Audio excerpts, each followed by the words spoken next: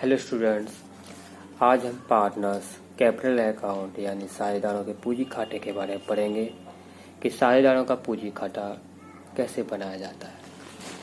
जैसे कि हमने पढ़ा था कि साझेदारों के पूंजी खाते दो तरीके से बनते हैं। एक होता है साझेदारों के पूंजी खाते अगर स्थायी होते हैं, दूसरा है साझेदारों के पूंजी खाते परिवर्तनशील है।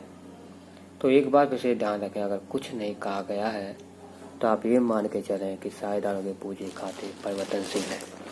परिवर्तनशील पूंजी खाते का मतलब होता है कि साझेदारों ने शुरुआत में जितनी कैपिटल लगाई है उसमें परिवर्तन हो जाएगा, उसमें चेंज हो जाएगा। कहने का मतलब होता है कि फर्म साझेदारों को जितना भी पेमेंट करेगी, यानी फर्म जो होगी वो साझेदारों को जितना भी पेमेंट करेगी, है ना, वो सब पार्टनर्स कैपिटल अकाउंट के क्रेडिट साइड में आएंगे। यानी कहने का मतलब आपने देखा होगा, जैसे आपने P&L एप्लीकेशन अकाउंट बनाया होगा, इसमें आप ये देख रहे हैं कि ये डेबिट साइड में जा रहा है। P&L application account debit side में क्या आते हैं? वो आइटम्स आते हैं जो फर्म पार्टनर्स को देती है। जैसे पार्टनर्स को A की सैलरी दी, पार्टनर को B का कमीशन मिला है, उनको उनकी लगाई गई पूंजी पर ब्याज मिला है, और पार्टनर को जो बच गया वो पार्टनर को प्रॉफिट के रूप में मिल गया। तो ये सारी चीज़ें फर्म के लिए क्या है? लॉस है। ये सारी चीज़ें जो आप जो देख रहे हैं ये फर्म के लिए क्या है? फर्म के लिए क्या है? ये सारी चीज़ें, ये प्रॉफिट, ये सारी चीज़ें जो आप P&L एप्लीकेशन अकाउंट के डेबिट में देख रहे हैं, ये सारी चीज़ें फर्म के लिए एक्सपेंसेस है, लॉस है, इसलिए हमने इसे डेबिट साइड में लिखा है। यही सारी चीज़ें आप पार्टनर्स कैपिटल अकाउंट के क्रेडिट साइड में डाल देंगे, क्योंकि ये पार्टनर्स की इनकम है, पार्टनर की इनकम है, इसलिए इनको क्रेडिट साइड में डाल देते हैं। सीधी की बात, पार्टनर्स कैपिटल अकाउंट है, आपको माना कैपिटल क्या होती है? लायबिलिटी होती है। लायबिलिटी बैलेंस क्या होता है? क्रेडिट। यानी अगर लायबिलिटी को बढ़ाना है तो आपको क्रेडिट साइड में डालना होगा आइटम्स, क्योंकि लायबिलिटी क्रेडिट होने से बढ़ती है। यानी क्या होता है? पार्टनर्स कैपिटल को क्रेडिट साइड में क्या आएगा? पार्टनर्स की कैपिटल आएगी, तो पार्टनर्स की कैपिटल से उनकी कैपिटल बढ़ जाएगी। इसके अलावा फर्म ने साझेदारों को जो भी दिया है, जैसे उनकी पूंजी पर ब्याज दिया है, पार्टनर को सैलरी दी है, पार्टनर को कमीशन दिया है, पार्टनर को प्रॉफिट में हिस्सा दिया है, इससे होगा क्या? इन सभी चीज़ों से पार्टनर का कैपिटल अकाउंट बढ़ने लगेगा। अंत में क्या करना है? फिर इसको जोड़ना है, और आपको definitely partners capital account credit side ज़्यादा ही आएगा, तो इसका टोटल कर लेंगे, यही टोटल यहाँ लगा देंगे। फिर पार्टनर्स कैपिटल अकाउंट के डेबिट साइड में वो सारी चीज़ें आएंगी जिनसे पार्टनर का कैपिटल अकाउंट कम हो जाता है। आपको माना कि ड्राइंग से क्या है? पार्टनर की पूंजी कम हो जाती है ना, इसीलिए लिखेंगे टू ड्राइंग। इंटरेस्ट ऑन, अब बात हो रही है इंटरेस्ट ऑन ड्राइंग। आपने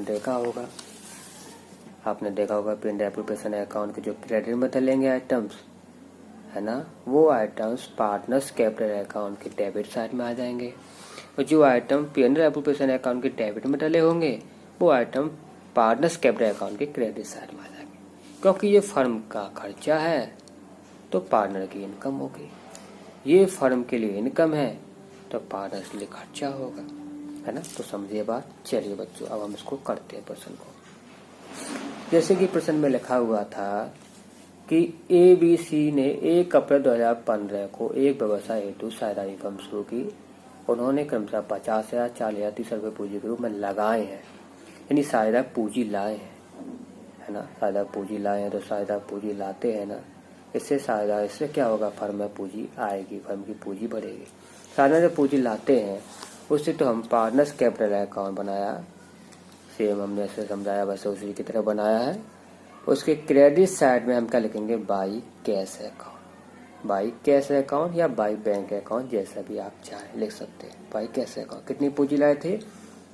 50,000, 40,000, 30,000 पूंजी लाई, हमने कहाँ डाल दी? क्रेडिट में डाल दी, पार्टनर की पूंजी है।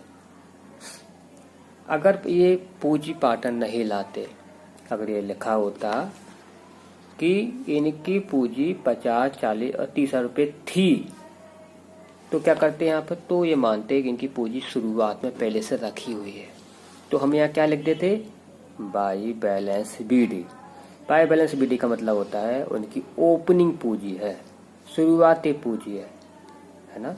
पर यह ध्यान रखना है कि पूंजी ये लाए हैं या पहले से मौजूद है। पहले से मौजूद है तो बाई बैलेंस बीडी, अगर लाए हैं तो बाई कैश या बैंक, जो भी आप लिख दीजिए। क्रेडिट साइड में क्यों डाला? क्योंकि इनसे साझों के पूंजी खाते बढ़ेंगे। अब क्या करना है आपको?